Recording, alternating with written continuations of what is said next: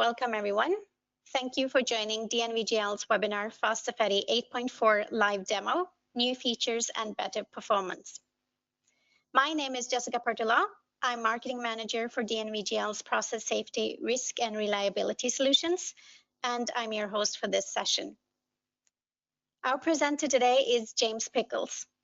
James has 15 years of technical safety risk experience and is currently the product owner for the Phast and Safeti software products. Thank you, Jessica, and good morning and good evening to all of our attendees around the world. I'd like to start with the agenda for the webinar today. I'm going to start talking about the background to the Phast and Safeti 8.4 version and the reasons that we've made some of the improvements that we've made. I'll then give a demonstration of the improvements, which will be a mixture of slides and live demonstration of the product, and then we'll finish with a question and answer session. So starting with the background to Phast and Safeti 8.4, we released version 8.2 in March last year, and in that version there were a number of improvements. We introduced a two-zone pull fire model, which models a pull fire with a luminous base and a smoky flame. We introduced some additional options for the modeling of detonation within Safeti's event trees. We made some modifications to the long pipeline dialog to make some of those inputs clearer. We introduced a three-dimensional viewer for viewing dispersion and radiation results, and this was made possible by DNV GL's acquisition of Competit a few years ago, and that gave us the KFX and XSIM CFD products within our portfolio, and the 3D viewer that you now see within the Phast environment is the same 3D viewer from KFX. We then introduced an autosave function to in an attempt to minimize the possibility of users losing work. We introduced the Coxley's and Ang and Eucor ignition lookup curves within Safeti, and the way this works is that a user for each release model can select one of the lookup curves, and then the software will calculate the ignition probability based on the release rate and the chosen lookup curve. And then finally, we introduced what we call risk effect models within Safeti, which allows users to define their own consequence or effect distances to use within the risk calculations. And then since then, we've released a number of what we call minor releases. So versions 8.2.1, 8.2.2 and 2.3. We call these minor releases because in general, they just contain bug fixes, and we don't tend to introduce new features into these minor releases. And then 8.2.3 is the latest version, and that was released in May this year. I should clarify at this point that there is no version 8.3 for internal reasons that I don't need to go into. The next release of the product will be version 8.4. So before I carry on, we have a poll question which Jessica is going to provide us with. Thank you, James. You should be seeing a poll on your screen now. Could you please submit your answer? So the poll question is, which version of Phast Safeti do you use?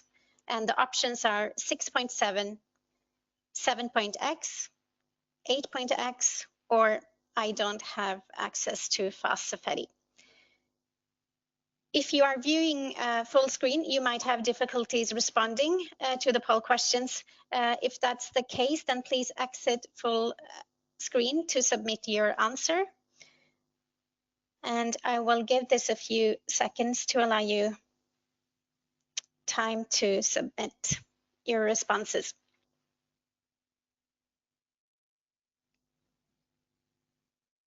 Okay, I see People are still responding. Okay, thank you. I will now close and share the results. Do you want to comment on the responses, James? Yep, sure. So I can see the majority of people using versions, one of the version 8 releases. So that's pleasing to see. A fairly small minority using version 7, and then around 15% or so using version 6.7. And one of our ambitions actually is to try to get users off particularly version 6.7 because it is quite an old version now. So we want to get as many users as we can onto the latest versions, and I will talk about that in the next couple of slides. So thank you for those responses. Okay, so I mean, we've seen that a number of users still using version 6.7. There can be a variety of reasons for that, and it could be for a project reason. But one of the reasons is due to the reliability on and stability of version 6.7. It was a very reliable, stable version. But within DNV GL, we want to get ideally all users onto the latest version at all times, because from our perspective, it just makes things easier, particularly when it comes to technical support. If all of our users are using the latest version, it makes technical support a lot easier and more efficient. So there's benefits to us for that, and those benefits will inevitably filter to our users. So ideally, we would have all users using the latest version at all times. And we do believe that the latest versions, especially when we moved to version 8, there's significantly better modeling in those versions, and compared with version 6.7, and there's a number of new features as well in these versions that have been released since 6.7. So we do believe there's a significant benefit to the user for using the latest versions as well. But we do recognise that in order to be able to achieve that, the latest version needs to be a reliable and stable product to give users the confidence in performing that upgrade. And so because of this, and also because of the significantly more advanced modelling in the latest versions, and also due to the size of some of the studies that we see via technical support, particularly of refineries or studies containing many long pipelines. Some of the studies that we see are very large, and because of these reasons, we feel that a 64-bit product, it is an absolute must. We can no longer rely on the 32-bit technology. So 64-bit is one of the significant investments and improvements in the product, and I'll talk about that shortly. There's a number of other improvements that we've made along the way, and you can see those listed on the screen. There are other improvements and fixes not listed here, but these are the most significant ones and that I'll talk about during this webinar. So why the transition to a 64-bit product? We need to understand the limitations with 32-bit, and one of the limitations is that they are limited by the amount of RAM that a single process can use. And in the Windows environment, that's up to around 4 gigabytes. Now, what this means is that a 32-bit application can run out of physical memory, causing a crash. So as the calculations are progressing, and as you'll know, there's lots of calculations in Phast, and in particular in Safeti. As those calculations are progressing, the physical memory, the RAM, is being consumed, and eventually that 4 GB limit can be reached, and at that point you can generate a crash. So this can be a particular problem for large studies, and in particular for Safeti studies as well, due to the risk calculations. Now, we feel that by switching to 64-bit, crashes due to memory should be a thing of the past, and we can be confident about that due to the amount of testing that we've done in the 64-bit environment, particularly when it comes to large studies in Safeti. We can be confident that crashes should be a thing of the past. And so this will bring about significantly improved performance and reliability for users, as I say, in particular for those large studies, and those studies in Safeti will have the most benefit from this. There is another benefit, which is that by switching to 64-bit, the calculation times are slightly reduced, although I should stress that's not the main reason for switching to 64-bit. The main reason is the memory management and the desire to avoid those crashes due to memory. We've made various other general performance improvements along the way in an attempt to make the calculations quicker, because obviously calculations running quicker will mean that users of the software will be more efficient in their work. So there's a number of improvements in this area that we've made over the past several months. We've taken, I can share details about a fairly recent test of a study that was carried out. We took a study of a refinery that was built by one of the consultants in DNV GL. This was a study of a refinery, and that study as a single PSUX was actually impossible to run in version 8.2.3 due to the memory issues. So the consultant in this situation had to split the PSUX into multiple smaller PSUX, and some of our users might have had to do this themselves, and had to run those PSUXs in separately, one by one, which is obviously very time consuming for the user. So we took that study as a single PSUX, and a few months ago we ran it in the 64-bit environment, and we found that as a single PSUX we were able to run both the consequence and the risk calculations in a single click within 8 hours, and there were no memory crashes at all. And we've seen this with lots of other studies during our testing over the past several months as well. A couple of weeks ago, we ran that same study in one of the latest development builds of the 64-bit product, and now that study runs from start to finish in under 5 hours, which is obviously a significant improvement compared to the 8 hours a few months ago. But also, when you think that in version 8.2.3, this study as a single PSUX was impossible to run, then to now be able to run that in under 5 hours in a single click, I think is a significant improvement, and we should see similar performance benefits right across the board, especially for those large Safeti studies. So on to some of the other improvements that we've made in the product. First, I'd like to talk about improvements that we've made on the GIS side of things.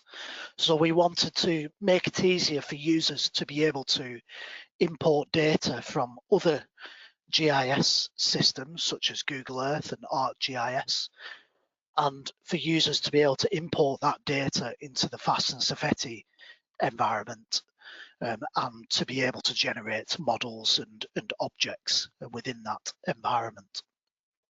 And an example of that is if you have, say, a long pipeline drawn in the Google Earth environment or ArcGIS environment, we want you to be able to export that geometry to a file, a KML file, for example, and to be able to bring that KML file into the Phast and Safeti environment so that you then don't have to draw the pipeline again within the Phast and Safeti environment. So if you already have that geometry in another GIS system in 8.4, you'll be able to bring that geometry data into Phast and Safeti. So I'd like to demonstrate this now using Phast initially, and then I'll go on to demonstrate some other objects that you can do this with within Safeti. So what you can see on your screens now is version 8.4 of Phast. And in this particular study, I've defined a global coordinate system and I've imported some geo-referenced maps.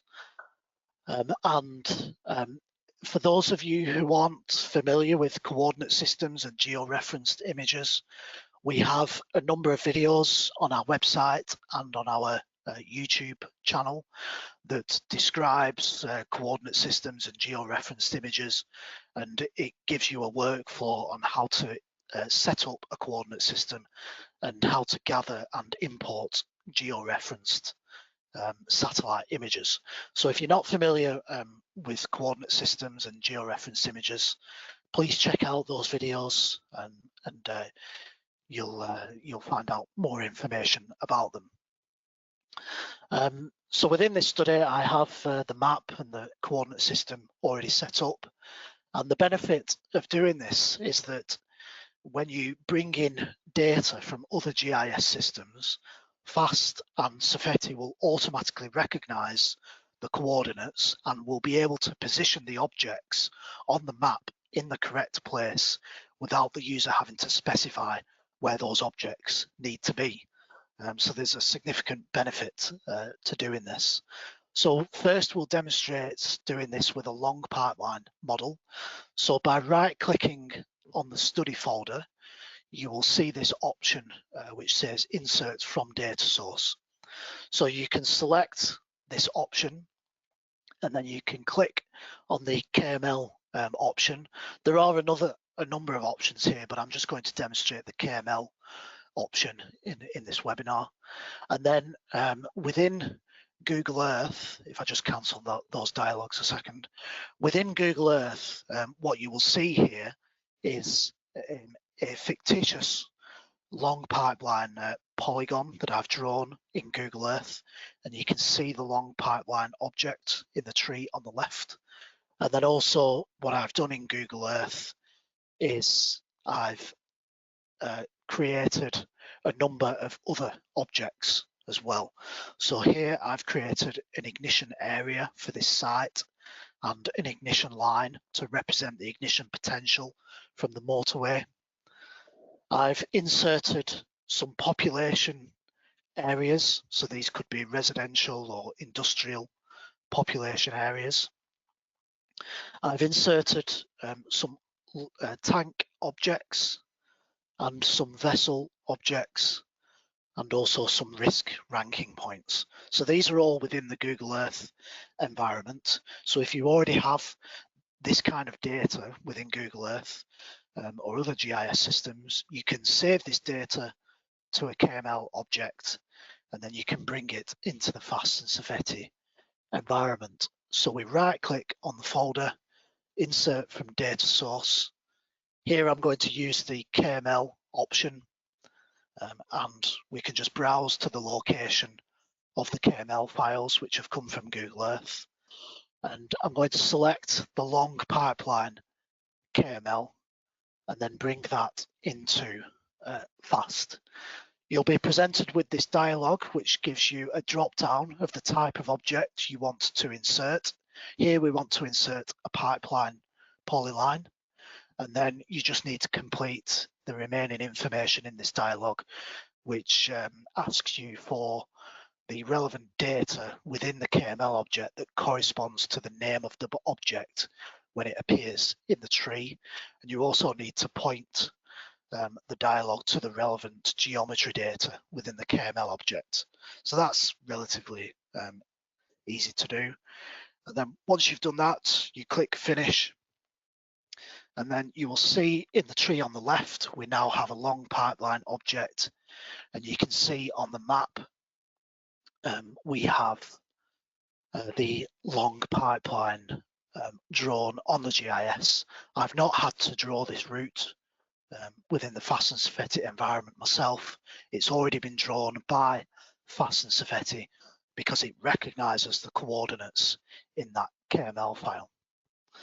We can demonstrate this with some other objects. So if we repeat the process with the tanks, for example, selecting the tank locations KML, and then on the dialog that appears, now we want to insert atmospheric storage tanks, and then we just complete the missing information. And then if I just reorder these maps, and then if we zoom in to this site now, we can see the tanks in the tree on the left, and we can also see the tanks on the GIS automatically in the right place. Next, I'm going to go over to Safeti. I've pre-upgraded the study into the Safeti environment, so you can see the long pipeline and the tanks. But now I'm going to insert some other risk object types using the same method. So we can insert ignitions from data source.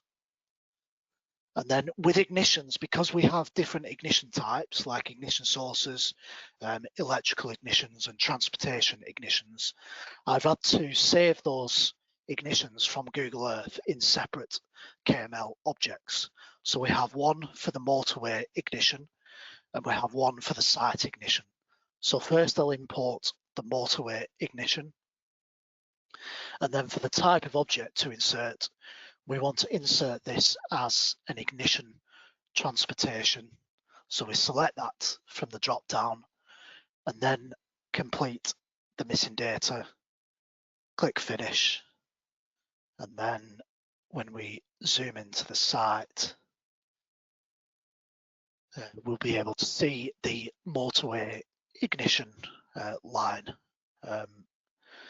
on the motorway here. And then if we do the same for the ignition for the site, the type of object we now want to insert is an ignition source. And then again, just complete the missing data.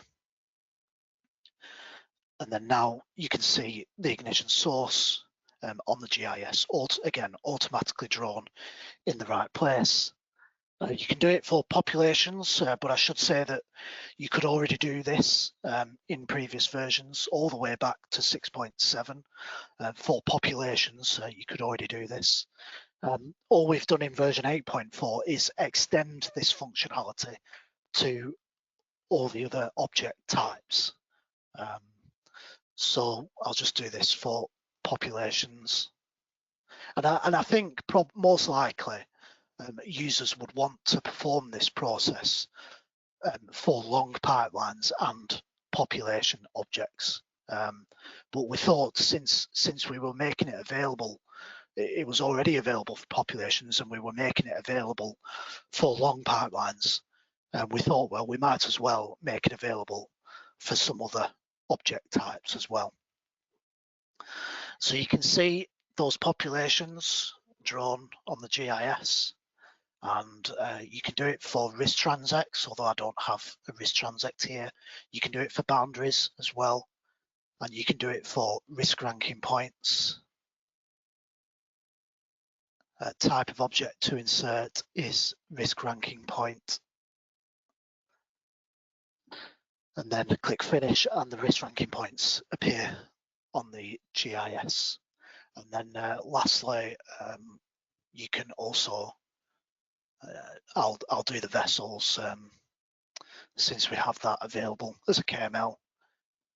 The type of object to insert is pressure vessel, but you can see from the drop down, you can do this for standalone models as well as pipeline points, which is a new object type in version 8.4. I'll talk about that later on.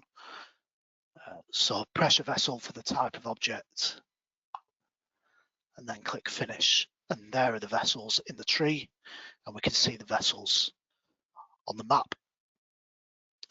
So that's inserting objects from external GIS systems using the geometry data within those to generate those objects within Phast and Safeti.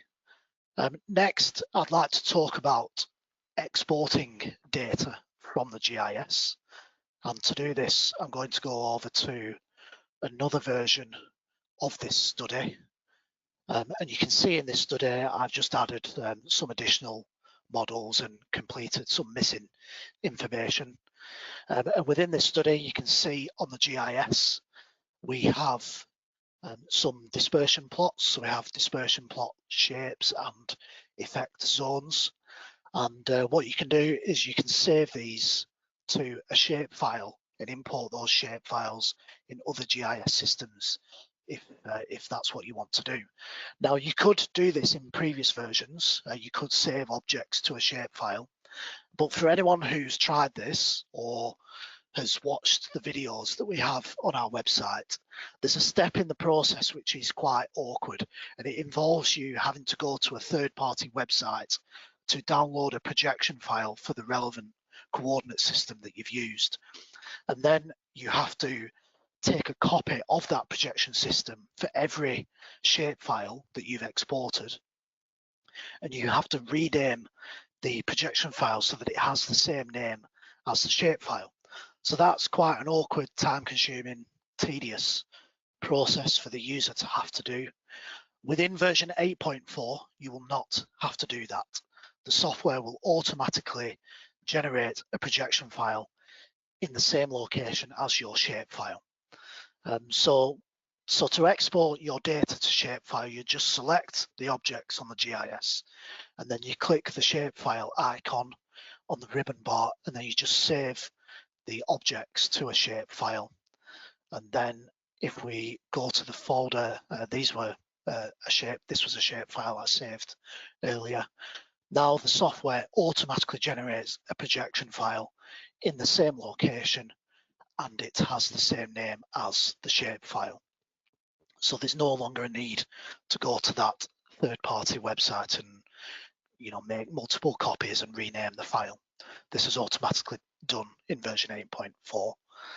Then those shapefiles are now ready to import into other GIS systems, including Google Earth and ArcGIS. And you can see here the consequence plots have been imported. You can see in the tree on the left-hand side, you can see the legend for the objects. Here it shows the concentration of the cloud, and also we can see the shape zone and the effect zones as well. So the real benefit of, or one of the benefits of defining a coordinate system within Phast and Safeti is that if you then want to share consequence and risk plots with other colleagues or customers, you can save those objects to a shapefile, send the shapefile to your colleagues and external customers, and they'll be able to open those shapefiles in Google Earth, which, as you'll know, is free to use, and then they'll be able to see that consequence data in that particular environment. Next, I'd like to talk about some improvements we've made on long pipelines. We've introduced some additional options for inserting long pipelines. You can see in the model gallery here, you can see we have the option of a pipeline point just at the top left of your screen. You can insert a pipeline point. It's like inserting a vessel on the map. You just click on the map and the software will model releases from the pipeline at the point that you've chosen.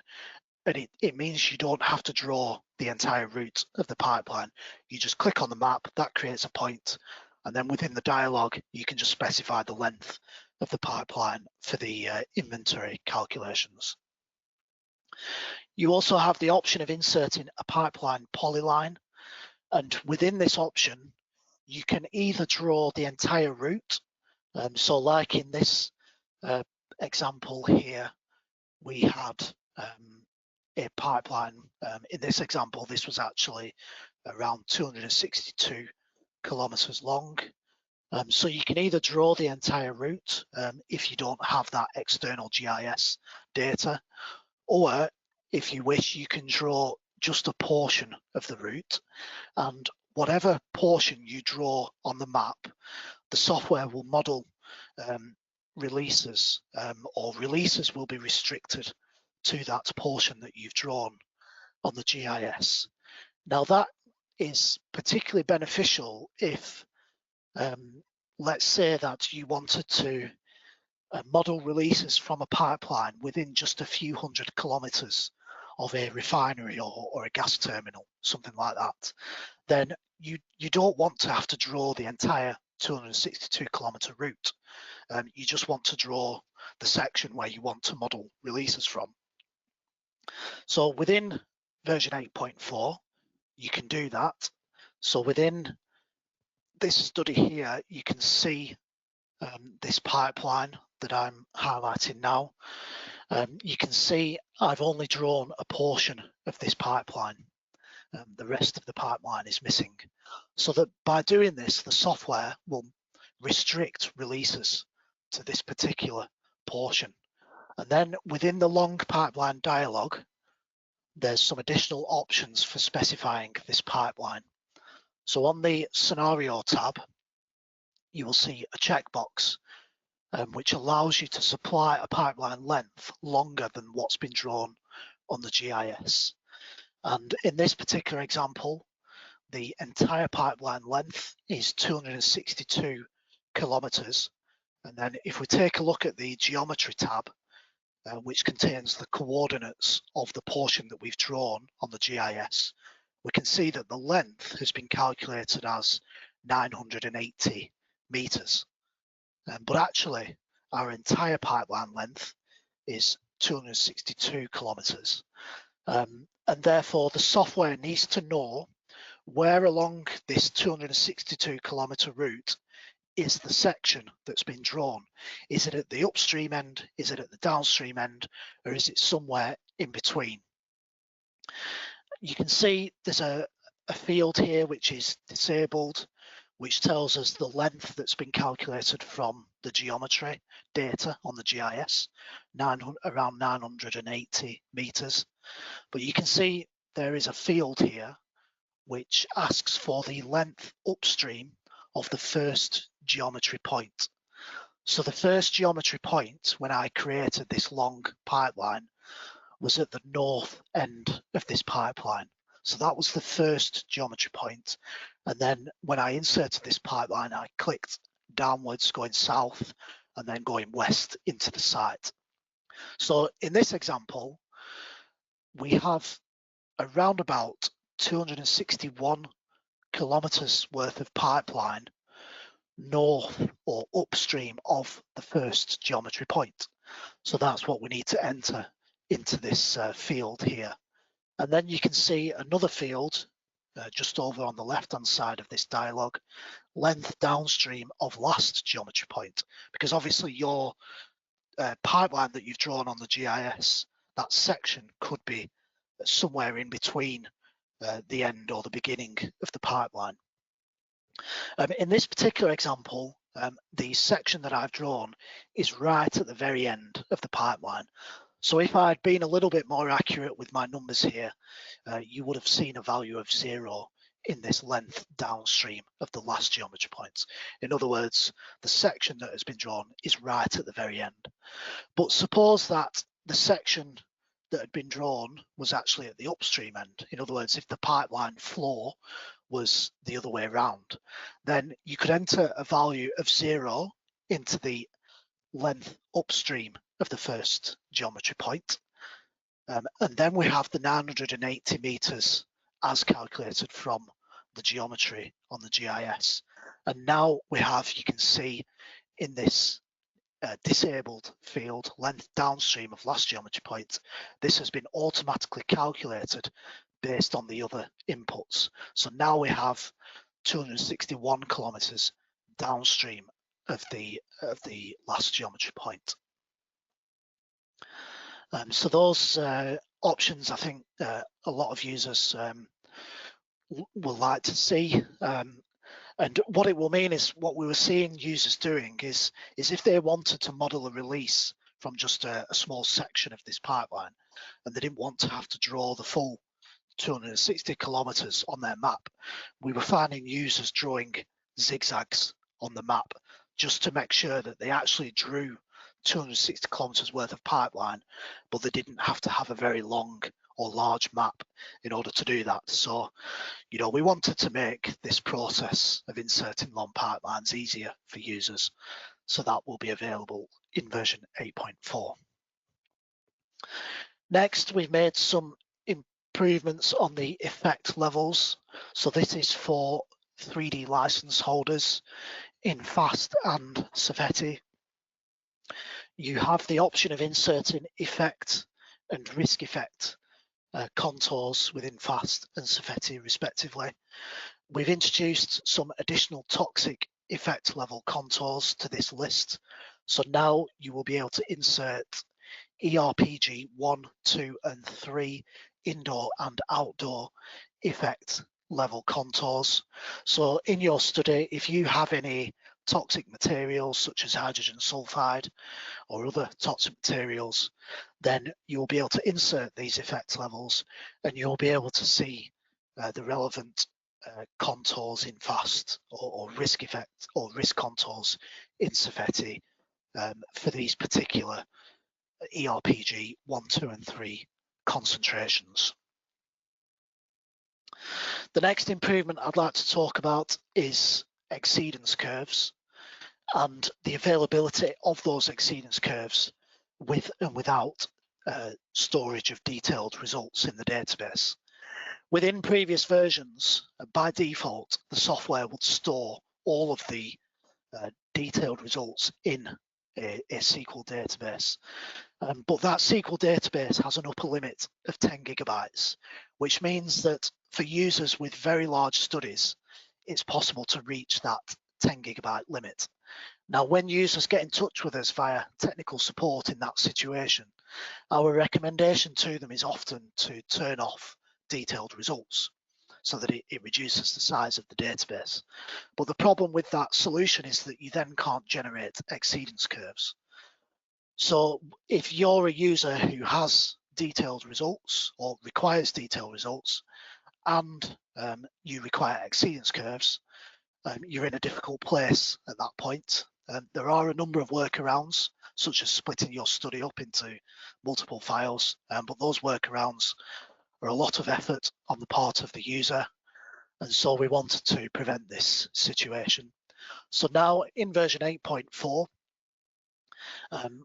if you have storage of detailed results turned off, and I should say they will be turned off by default in 8.4, with those detailed results turned off, you will still be able to generate a summary exceedance curves for your study.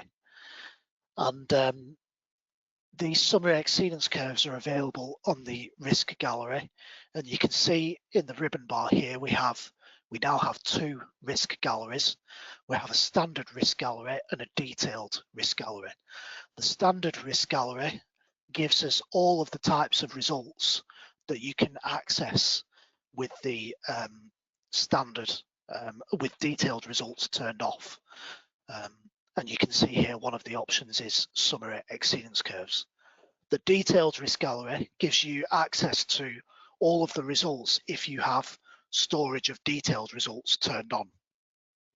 So we wanted to have two risk galleries just to clarify exactly what you get in each of those options. And then you can see on the standard risk gallery summary exceedance curves, and you can see an example of those on your screen. So we have impulse and overpressure exceedance curves and thermal radiation exceedance curves.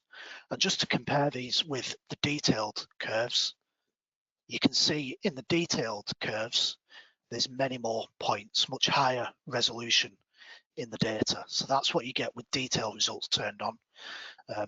But with detailed results turned off, you can generate these summary exceedance curves.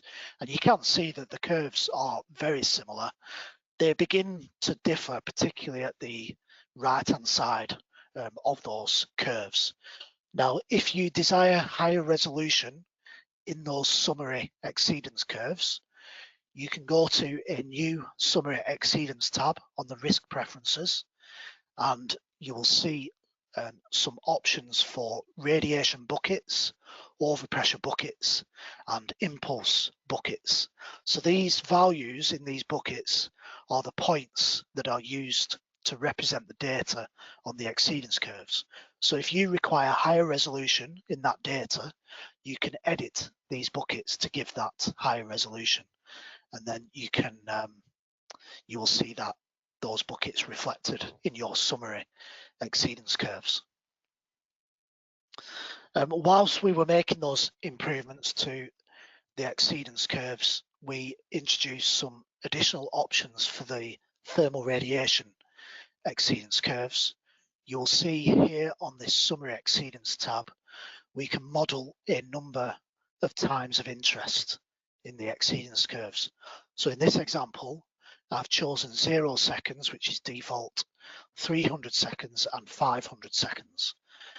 So with these options, you will generate an exceedance curve, a thermal radiation exceedance curve for each of those times of interest. And what's happening here is that this gives us a picture of how the thermal radiation risk or thermal radiation exceedance varies with time. Now, the way this works is that if we use the 300-second curve as an example, the 300-second curve will include frequencies from all of the scenarios, all of the fire scenarios, where the frequency is greater, where the duration of the fire scenario is greater than the time of interest. So in the 300-second curve, all of the scenarios that last for longer than 300 seconds, the frequencies of those events will be included in the curve. If the duration of the fire scenario does not last for 300 seconds, then its frequency will not be included. And therefore, as you'd expect, as you increase the time of interest, you'd expect the exceedance frequency to decrease. And that's what you can see on these curves in this example. Next, I'd like to talk about a new report that's available on the standard risk gallery, which is an ignition report. You can see we have a new group here called event tree reports. We may introduce additional event tree type reports in this dialogue in the future, but for now we have an ignition report.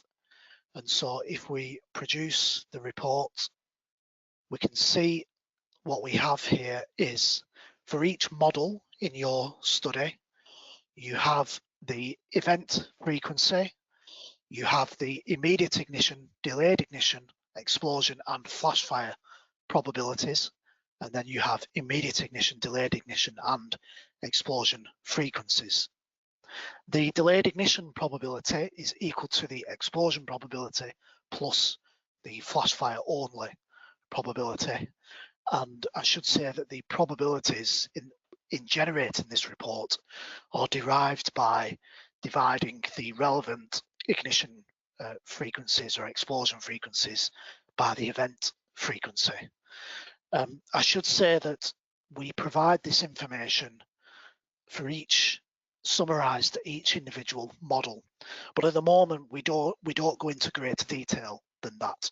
So at the moment we're not summarizing the data for each individual outcome or wind direction or time step within a particular model. And therefore, for that reason, the probabilities represent an average probability across all of the outcomes within a particular model. Next, I'd like to talk about some changes that we've changed to the material data. So within version 8.4, you will have an additional 42 materials that have been added to the standard list of 60 materials. And you can see those 42 materials listed in the table. This will mean that, and I should say those 42 materials have all been completed with missing data. Now, in previous versions, as you'll know, if you wanted to add a material that wasn't in the standard list, you could do that by going to the admin materials program, but often that data would have missing data and it would be up to yourselves to find the relevant data. Within version 8.4, for those 42 materials that have now been added, you won't have to add those materials yourself and you won't have to find the missing data. We've updated the underlying data in the materials database. In previous versions, the data was based on the 2018 version of the DIPA database, but now we've updated that to the 2018 version. And a number of properties have changed. Many of the equations for physical properties have changed. Some of the equations now have 7 coefficients instead of the standard 5 coefficients. And for these reasons, many of the physical properties have changed. And the lower flammable limit, the upper flammable limit, and the heat of combustion of some of these materials has changed. You can now see on your screens a table which lists some common materials, and this table provides a comparison of the old value and the new value for the heat of combustion, upper flammable limit and lower flammable limit, and the values in the table are provided, and the colour of the cell provides us with an indication of the percentage change in the value, and the more red or the more brown the cell is, the greater the percentage change. And you can see that for some common materials, using methane as an example, we can see that for methane, which is down at the bottom left, we can see that for methane, we have a greater than 10% change in the flammable limits. And actually for methane, we now have a narrower flammable range, which means that your dispersion clouds for methane will be smaller, which will give shorter or smaller consequence effects and lower risk results if you're using those materials in Safeti.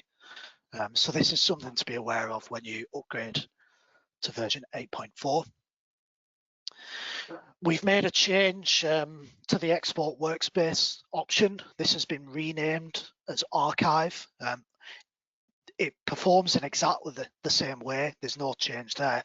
We've just renamed it as archive, just to clarify exactly what's happening in that process. But actually that change was brought about because of a much bigger change, which was to have the risk results database automatically packaged inside the PSUX. And the reason we felt the need to do this is because some users weren't aware that in Safeti you have a risk results database generated in a separate location from your PSUX. And therefore, if they shared their PSUX with colleagues or customers and they didn't share the corresponding database, then they wouldn't be sharing the risk results, and the person who that PSUX has been shared with would lose the risk results.